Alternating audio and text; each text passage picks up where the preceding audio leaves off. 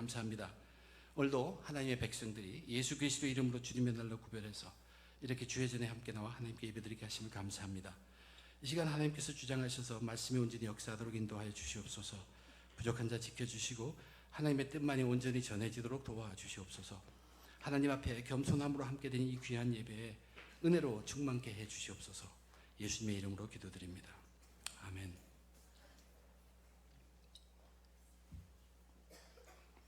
추수감사주일은 한 해를 돌아보면서 하나님의 손길에 감사드린 절기입니다. 세상 모든 일에 하나님께서 함께 하셔서 여기까지 인도하심을 우리는 감사합니다. 성령님 감사합니다. 이 성령은 구원받은 자 모든 사람들에게 주어지는 하나님의 선물입니다. 근데 이 성령님은 오랫동안 믿음의 사람, 오랫동안 믿은 사람들에게도 이해하기 쉽지 않은 신비한 분임이 사실입니다. 오늘 말씀은 저희 교회에서 지난 6개월 동안 계속해서 공부한 이 사도 바울의 3번에 걸친 전도 여행의 기록을 바탕으로 해서 성령이 하시는 일, 그것을 한번 간단하게 정리해 보고자 합니다. 그것을 통해서 성령님에 대한 우리의 이해를 갖고서 이제 그 성령님에 대해서 감사함을 위해서 오늘 우리 이렇게 모여 있습니다. 사도행전을 기록한 누가는 뚜렷한 의도를 가지고 기록합니다. 그 의도가 있습니다. 인텐션이 있다는 것이에요. 3번에 걸친 전도여행을 기록한 그의 의도들 중에 하나는 성령님이 어떻게 1차, 2차, 3차 전도여행 통해서 어떻게 달리 일하시는가, 그때마다 성령이 일하는 양상이 조금씩 다르다는 것을 우리들에게 분명하게 보여주고 있어요. 그것을 한번 살펴보도록 하겠습니다. 먼저 그것을 한번 살펴봅니다. 우선 첫 번째 전도여행입니다. 오늘 우리 첫 스크립처로 13장 2절과 3절을 읽었습니다. 이방 안디옥 교회가 처음 세워진 후에 그 안디옥 교회에게 5명의 지도자가 있었다라고 1절에서 소개한 후에 2절에 이렇게 기록하고 있어요. 주를 섬겨 금식할 때 성령이 이르시되 내가 불러 시키는 일을 위하여 바나바와 사울을 따로 세우라 하시니 이에 금식하며 기도하고 2 사람에게 안수하여 보내니라. 누가 이 전도여행을 시작합니까? 누가 이 여행을 시작합니까? 성령님입니다. 바나바와 사울을 딱 찍어서 그들을 세우고 그들로 하여금 이제 내가 명령한 것을 하도록 해라 하고 보낸 것이 전도여행입니다. 그 팀의 주인은, 그리고 리더는 완전히 성령님이에요. 이들이 복음 전파 여행을 그렇게 시작한 후에 그 전도여행의 막바지에 가보면 루스라는 지역에서 유대인들이 바울을 핍박합니다. 그래서 유대인들이 돌에 맞아서 거의 죽어요. 그래서 성 밖으로 끌려당합니다. 성 밖으로 끌려 나온 그 바울, 거의 반 죽은 바울을 제자들이 둘러섰더니 그가 일어서더라. 다시 성으로 들어가더라. 다음날 더 배로 또 선교하러 가더라. 그런 기록이 있습니다. 거기 읽으면서 참 이상하다고 생각합니다. 이것은 완전히 이 사도행전을 기록한 기록한 누가가 철저하게 성령이 이들을 쓰고 있고 처음부터 끝까지 이끌고 있다는 뜻입니다. 완전히 첫째 1차 전도여행의 주인은 성령님입니다.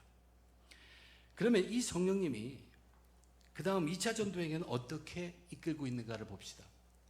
2차 전도여행에서 특별하게 나타나는 것은 동역자입니다. 1차 전도여행에서 동역자 얘기는 특별히 없어요. 성령이 세워줬으니까 그냥 갑니다. 그런데 2차 전도여행에서 나타나기 시작하는 게 동역자, 함께 일하는 사람들, 거기에 차이가 생기기 시작해요.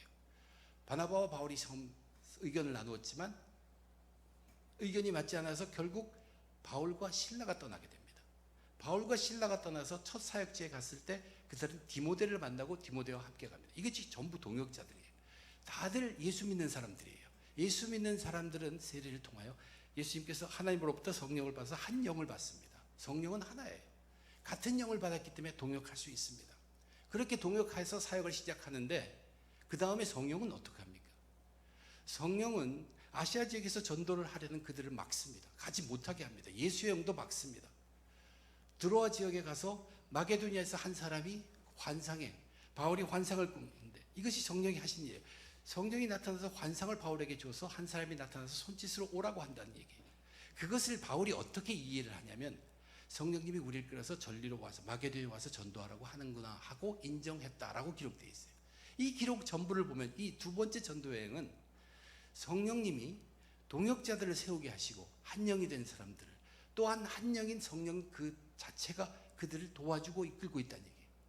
무조건 그들의 말을 잊지 않고 무조건 이끄는 것이 아니라 이제는 맡기도 하고 또한 환상을 보여서 그들로 생각하게 하고 그들 나름대로 결정하게 했다는 뜻입니다.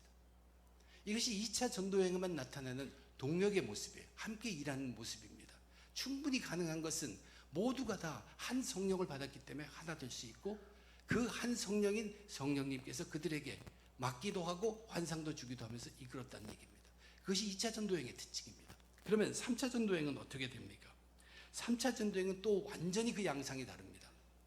1차 전도는 전적으로 이끌었고 2차 전도는 그들로 하여금 성령님이 함께 간섭하셔서 그들을 이끕니다.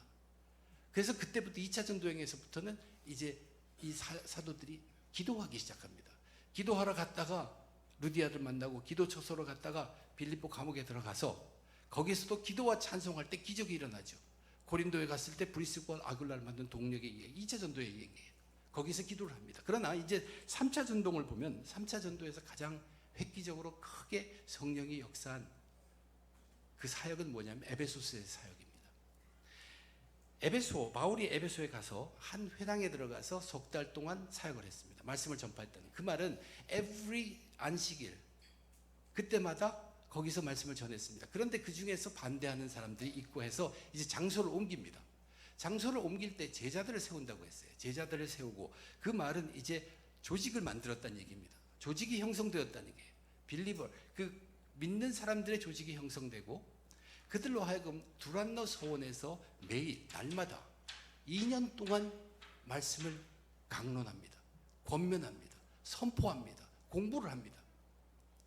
그런데 그렇게 했더니 그 결과가 어떻게 되었냐고 오늘 스크립처에 기록하고 있냐면 10절에 보니까 2해 동안 이렇게 하니 아시아에 사는 자나 유대인이나 아시아에 사는 자는 유대인이나 헬라인이나 다 주의 말씀을 듣더라.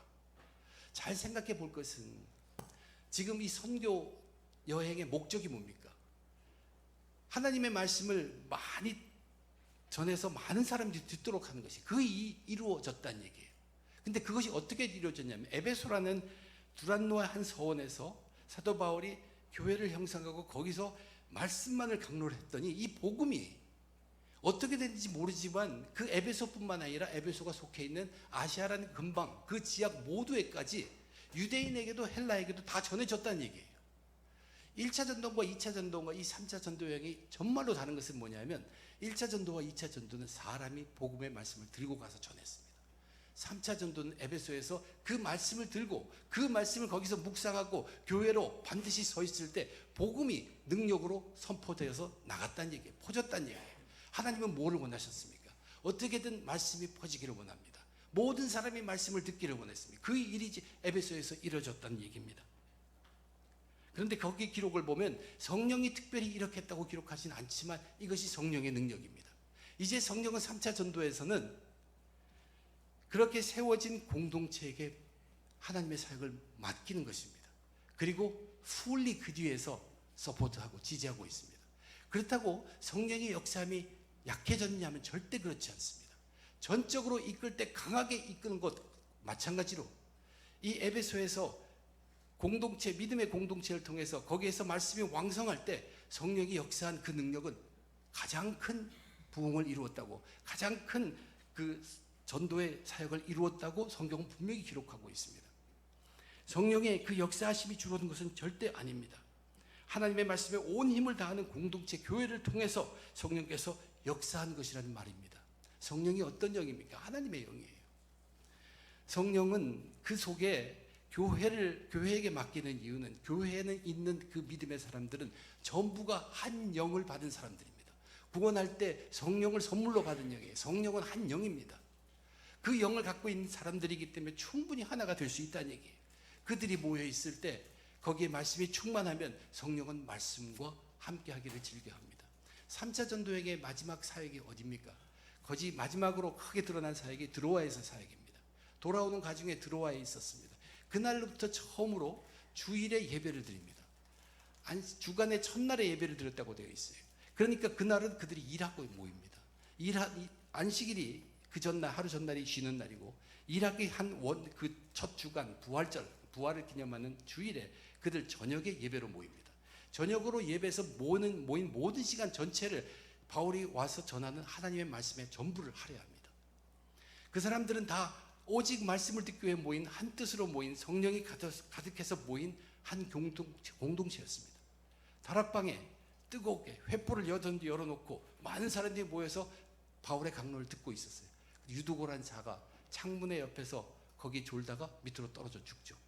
떨어져 죽은 바울이 내려와서 그를 살립니다. 성령의 역사입니다. 어디에 일어납니까?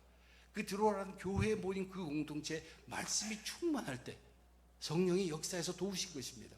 그래서 그를 살리고 나서 올라가서 세례를 베풀 성만찬을 하죠. 성만찬을 하고 밤이 새고 새벽에 떠나기까지 그들은 뭘 했습니까? 하나님의 말씀을 가지고 이야기하더라.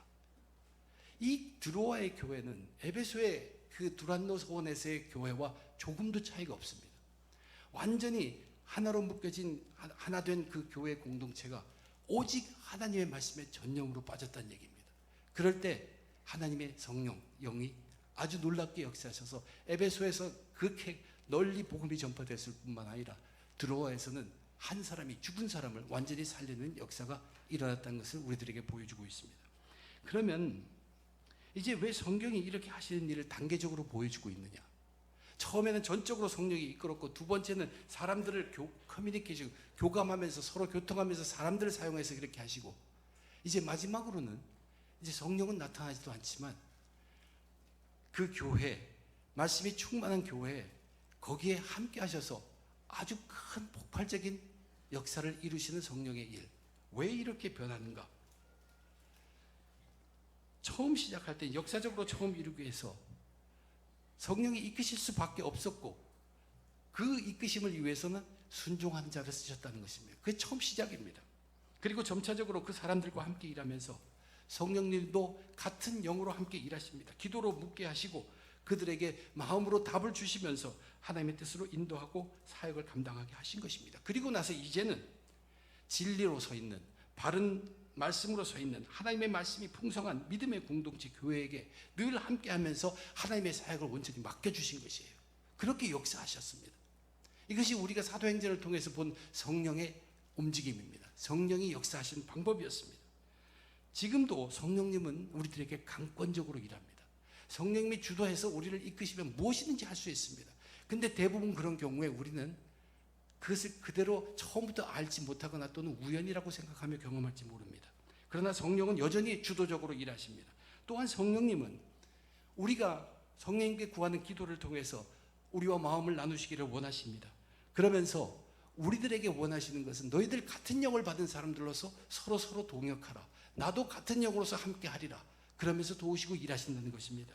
그리고 이제 오늘날의 이 세대에 있어서, 이 시대에 있어서 성령님이 우리에게 가장 바라시는 것이 있다면 그것은 뭐냐면 하나님 말씀이 왕성한 교회에 하나님의 사역을 맡긴다는 것이에요.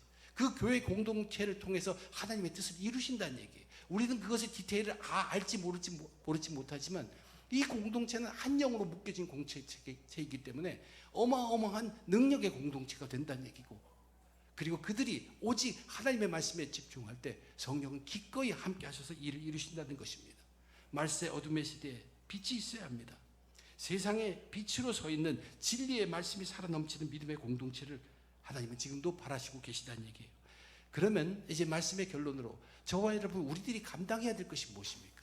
성령이 그렇게 역사합니다. 어떤 때는 강권적으로, 어떤 때는 우리가 커뮤니케이트 하시면서 우리를 이끌기도 하고, 그리고 온전히 맡겨놓으시기도 한다는 성령의 일하심입니다. 그러면 오늘날 저와 여러분들이 우리들이 감당해야 할 것이 무엇입니까? 물론 기도하면서 주님의 성령과 교제함이 필요합니다. 그러나 우리에게 정말로 오늘 제가 전하고 싶은 메시지는 뭐냐면 우리가 성경과 교회를 가까이 해야 한다는 것입니다. 교회와 성경을 우리 마음에 긍정적으로 담아야 돼요. 교회와 성경을 아름답게 품으십시오. 성령이 신비하다, 성령이 어렵다, 성령이 모르겠다 할 것이 아니라 교회를 가까이 하고 성경을 가까이 하고 바른 교회로 세우려고 모두 애를 쓰고 성경을 통해서 듣고 공부하고, 그럴 때 성령은 자신을 우리들에게 보여줍니다. 성령이 알려집니다. 성령이 알게 되어진다는 얘기예요. 내가 성령을 알고 싶다가 아니라 우리가 교회를 가까이 하고 그리고 말씀에 집중할 때 에베소에서 역사하신 것처럼 드로아에서 역사하신 것처럼 성령은 역사하십니다. 성령이 나타납니다. 드러납니다. 우리에게 보여지게 된다는 얘기입니다. 신비함이 체험으로 우리에게 다가오고 어렵고 모르는 것이 아니라 가깝고 평안한 것으로 자리 잡게 됩니다. 교회와 성경이 성령을 체험하게 하고 우리를 끝까지 영생으로 인도하는 것입니다. 저와 여러분, 우리가 함께 노력해야 될 것은 우선 우리는 모두 다 한 성령을 받은 사람들이에요. 한 성령을 받은 자들이 이렇게 교회를 이루고 있는데 이 교회가 곁길로 가지 않게 정의로 바른 것으로 옳게 서 있게 이 교회를 세우는 것은 우리 전부의 몫입니다. 항상 그거에 대해서는 마음을 합해야 합니다. 어떻게든 거기에 대해서는 한 마음, 우리는 충분히 할 수 있어요. 왜냐하면 우리는 다 같은 영을 받은 사람들이기 때문에. 그리고 우리들 속에 이제 말씀이 살아있도록 해야 합니다. 성경의 말씀이 성령의 도움으로 내게 살아있는 말씀, 성경의 글이지만 내가 듣는 소리지만 그것이 성령의 도움으로 내게 살아있는 말씀으로 되어서 내 삶을 변화시키는 것이, 그것이 집중할 때 우리들 삶 속에 성령이 나타나시고 우리는 성령을 깨우치게 됩니다. 성령이 알려지는 것입니다. 성령을 가르쳐 달라는 것이 아니라 우리 스스로 그 교회를 사랑하고 교회에 가까이 하고 또한 말씀을 가까이 하고 말씀 속에 빠지고 있을 때 성령은 자신을 보여줍니다. 우리에게 드러나게 되어 있다는 사실입니다. 저와 여러분이 노력해야 될 것, 바른 교회에 세우도록 다 애를 써야 합니다. 교회를 비판하고 어떻다 부족하다 거기에서 그치지 말고 우리는 바른 교회에 서 있을 수 있도록, 굳건히 서 있을 수 있도록, 그래서 우리 모두가 다 한 마음이 되도록. 왜냐하면 우리는 같은 영을 나눈 사람들이기 때문에. 그리고 예배에 선포되는 마음, 그 선포되는 말씀, 거기에 순종할 수 있어야 되고, 또한 하나님의 말씀을 우리 성경 공부해야 합니다. 그래서 우리의 각자의 삶에 말씀이 살아있도록 노력해야 합니다. 기도를 통해 함께 일하시는 성령님, 서로 그리고 성령님도 함께 일합니다. 2014년 우리 추수감사 주일에 웨체스터 중앙교회 우리 모두는 우리들에게, 여러분 각자에게 모두에게 성경이 주어져 있습니다. 성경이 있어요. 그리고 우리 모두에게 교회가 있습니다. 성경도 있고 교회도 있습니다. 우리는 그래서 감사하는 것입니다. 오늘에 이르기까지, 그리고 앞으로 우리가 갈 길까지 성령님은 바로 교회와 성경을 통해 힘있게 일하십니다. 우리 모두 교회를 안다는 것, 성경을 안다는 것, 이 자체가, 그리고 교회가 가까이 있고 성경이 가까이 있다는 이 자체가 우리는 진정 하나님께 감사해야 할 것입니다. 그런데 세상은 그것을 모릅니다. 모르기 때문에 그들은 비웃는 것입니다. 그들은 교회라는 것이 무엇인가를 모릅니다. 그들은 성경이라는 것이 무엇인지를 모릅니다. 그러나 우리는 압니다. 교회라는 것은 견물교회만이 아니죠. 한 영을 나눈 사람들이 세워가는 하나님 나라가 교회입니다. 성경, 우리는 책, 그것을 말하는 것이 아닌 것을 여러분 알죠. 우리에게 주어진 문자들이 있고 소리들이 있고 선포된 말씀들이 있습니다. 그것들이 우리의 영생을 좌우하는 것들이에요. 우리의 영생에 임하는 우리의 삶의 강건함을 좌우하는 것이 바로 교회와 성경이라는 것을 잊지 말아야 합니다. 성령은 그렇게 일하기 때문입니다. 성령은 교회와 성경으로 일하시기 때문입니다. 구원받은 저와 여러분, 우리들에게 선물로 오신 그 성령님을 저와 여러분, 우리들은 진심으로 감사합니다. 기도하겠습니다. 하나님, 또 이렇게 절기를 허락하셔서 우리의 삶을 돌아보고 우리가 누구인가, 우리가 향해 가고 있는 하나님은 어떠신 분인가, 그 과정은 어떤 길인가, 나는 바르게 가고 있는가 돌아보게 하심을 감사드립니다. 사도행전을 계속 공부해 가면서 바울의 1차, 2차, 3차 전도행에 성령의 역사하심에 현저한 변화를 보았습니다. 지금도 우리는 분명히 압니다. 성령은 교회를 통하여 일합니다. 성령은 하나님의 말씀과 함께 일합니다. 그것을 잊지 않고 우리의 교회의 삶, 말씀의 삶이 풍성하고 넘치고 전부 하나 될 수 있도록 축복해 주시옵소서. 이 모든 것 감사하며 우리 주님 예수님 이름으로 간절히 기도드립니다. 아멘.